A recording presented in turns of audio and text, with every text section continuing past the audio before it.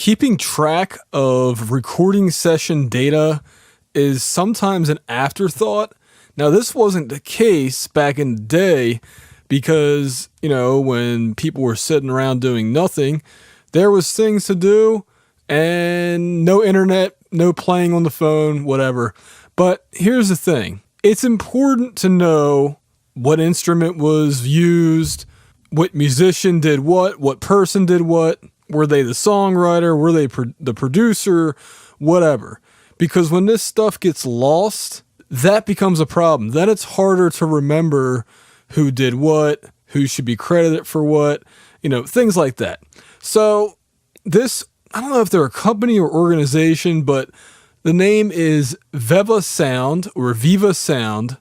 They came out with a plugin called Studio Collect, which handles this issue of recording studio data collection.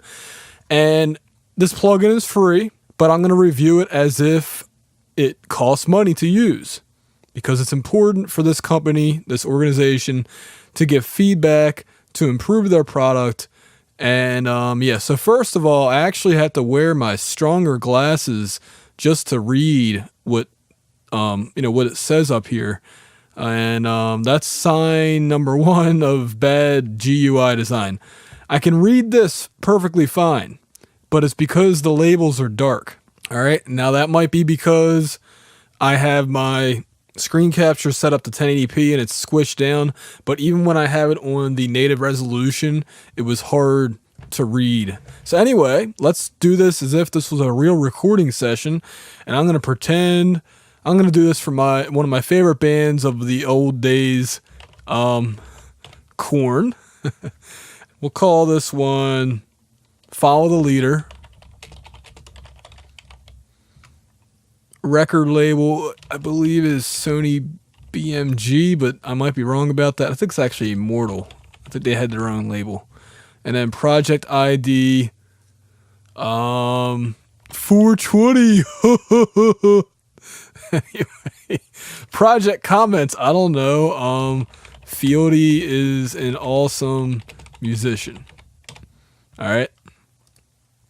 Now, I can't read this. Holy shit. I actually have to... Hold on, guys. I actually can't read what this says. Yeah, white on orange is bad. You can tell audio engineers designed this. No offense. Anyway, I'm going to have fun with this review. Look, I actually really like this plugin, but I am going to knock it because I want to see improvements, because I think that this is one of the most essential plugins to have besides something like SonarWorks Reference or a brick wall limiter or something like that. So what the hell did I just click on? Hold on. Okay, song title. We'll just do the first one. Subtitle, there is none. I don't know what this means. Is that? Oh, I guess wherever we're starting today. I guess that's what that means. ISRC number. I really don't know that. Contains samples. No. Recording comments. Okay, now this is where I'm going to put in like vocals. We'll say it was a U87 or U67. Oh, can I go to the next line or not? I don't see it. All right, I'll just say vocal, and it will do bass was a Countryman 85, and then I don't know. I'm running out of stuff. We'll just do electric guitars, had some Sennheiser 421s on them. We'll say for monkey. Is it spelled with an EY? I don't know.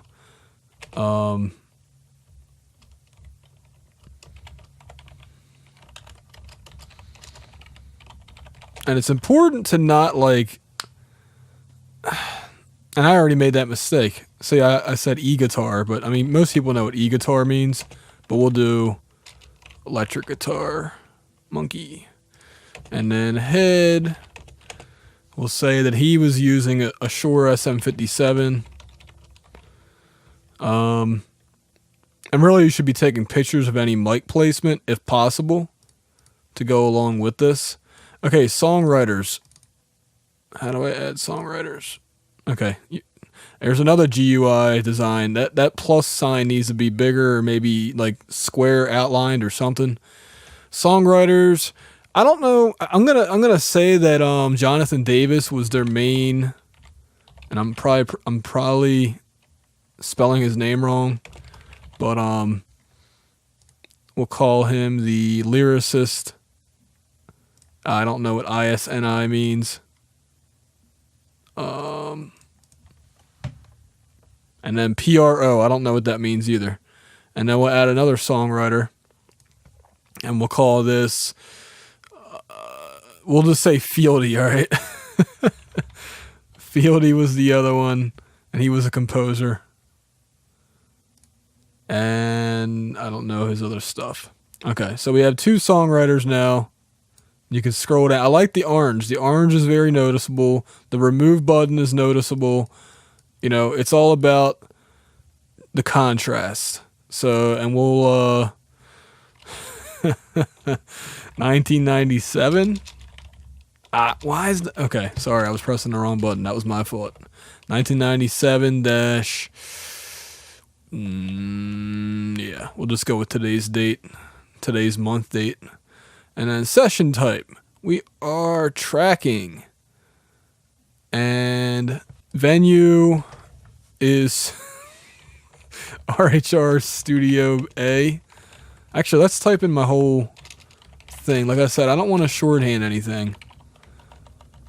Studio A, room, attic. Location, we'll just say East Coast, USA. Oh, country's already on there. USA. Oh, good. The United States is first. Yeah, you know why? Because we're number 1. Make America great again. Bald eagles, fireworks, tanks. Yeah, anyway, jeez. I hope I'm making you guys laugh. I'm having fun with this. All right, let's move this up now. And bit depth. Well, back in the day, they probably did 20-bit if they did digital. And sample rate, probably 44.1. Frame rate, leave that blank. And data carrier. We'll do ADAT just for the hell of it. And then session comments.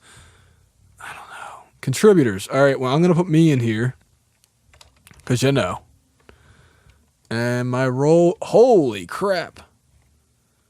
I am the recording engineer. Is that on here? Tracking engineer? All right, we'll say tracking engineer. Okay, and an instrument is computer. I don't know what IS whatever it is. I don't know why that's on there. ISNI. And we'll call this my main guy, Jack. He is my assistant. We'll call him second engineer. Or is he an assistant? Okay, production assistant. And then let's just say somebody else was, you know, doing something. We'll call them a studio musician. Oh, wait. No, all right, let's call him John Doe. And then he is a studio musician, but I don't know. Okay, musician. And then he played oh wow, this is a lot of instruments. See, this is a good program. I'm telling you guys, I like this program. I mean, it's got a lot of cool things in it. It works. So far, it hasn't crashed. But we'll put a violin on a corn song, all right? Actually, are there bagpipes? There's no bagpipes. Oh my goodness.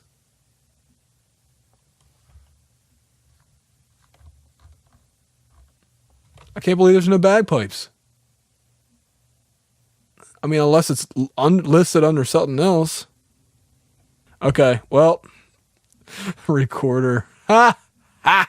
Ha! Shaker. Yes. Put some shakers in there. All right. Anyway, look. Besides this being a plugin, what's the point of this bull? All right. Here's the point. All right.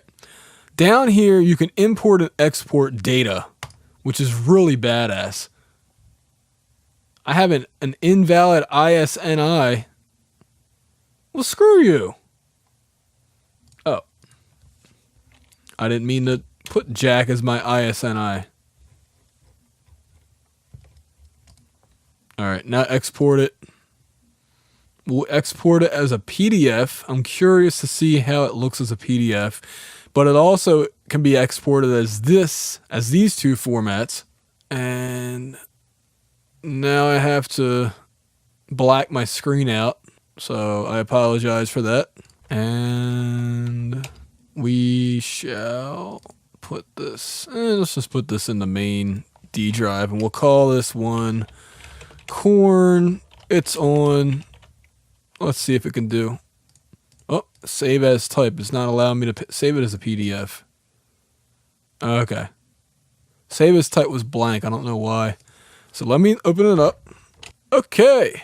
So I don't have to blur anything else out, but here we go. Credits list. And very cool. I wish they had a larger section for the comments. I don't know if I kept typing, could I still keep typing things? Okay. You just can't add a paragraph. That's the thing. Okay. Well, this looks nice. All I can say is I'm a fan of this. It does need some improvements. The main thing is I would actually make it, see, the text color right now doesn't look that bad. It's still a little bit dark. This white on orange needs to go though. What else? We have, so what I would do is yellow on black works, tan on black works, white on black, red on black, but you already have that for the remove, so I would keep that just red. Orange on white looks terrible. If this was black on orange, it would be fine. And really any dark color basically. But yeah, if they fix that stuff, then this plugin, I'd give it 5 out of 5 stars, because it's just, like I said, it's a freebie and it makes credits a lot easier. And then you can also import the XML files, once you export this. So if I was, recording this in Reaper and somebody else had Pro Tools, then they could import it and life would be great. It's a universal format. PDF makes things easy to email and anybody can view PDFs. So yeah, great job to Viva Sound or Veva Sound, however you pronounce that. But you do need to make them GUI fixes just so people are less frustrated and not having to shove their nose like 5 inches from the monitor in order to see this. Because you got to remember, most studios that they're using a computer monitor, most big studios that actually would have a need for this, the bigger studios, their monitors aren't, a foot away like mine is. They usually have their monitors up on some kind of bracket, arm thing. I've seen this, above their console or whatever. And so yeah, you gotta remember, most people are working on 1080p monitors. And if possible, make the plugin size bigger, or give it, I don't know how hard it is to implement GUI resizing. I know a lot of companies are doing it. I don't know the code behind that. I know VST3 supports it natively. Anyway, those are my only real complaints. I actually like that. Now, I would make it so that you can customize what instrument people are recording with. Because I know having a list is cool, but I would make it so that I don't know, maybe there is a way to do it, and I just don't know. But, when I couldn't find bagpipes, I was a little bit annoyed by that. Yeah, I don't see bagpipes on here. I mean, accordion's on here. You would think bagpipes would be on here. But anyway, maybe it's called something else, like I said. Great job. I would recommend it. All you have to do, I believe you have to give them your email address to download this. I'm not 100% sure. I think you do, though. Yeah, I think you do. So I don't know if they add your name to a list or anything. That's why I always make a throwaway email, whenever I have to sign up for something like this. It's always a throwaway email account, unless they require it, where you confirm your email address, then it's more of an issue. But yeah, I like it. This is cool. This reminds me of that dynamic range plugin that was helping with the loudness wars a few years ago, because song credits are becoming a big problem. And I know that right now in Congress, they are actually making some kind of law. I talked about this in another video. I just can't remember the name of the law right now. But they probably will pass that this year at some point. So keeping track of song credits is going to become a legal issue. And if you don't keep track of this stuff, you might be held liable for somebody not getting their royalties. So anyway, I would highly recommend using this, even if you aren't a major label. It just helps because then, people want to know, like, hey, if I played Shakers on this song, I want credit, man. So stuff like that. And that's about it. Thanks for watching this video. If you are new to this channel, please subscribe and consider getting on the Real Home Recording email list. Details about all that are in the video description or in the first comment. Thanks again. This has been Adam for RealHomeRecording.com.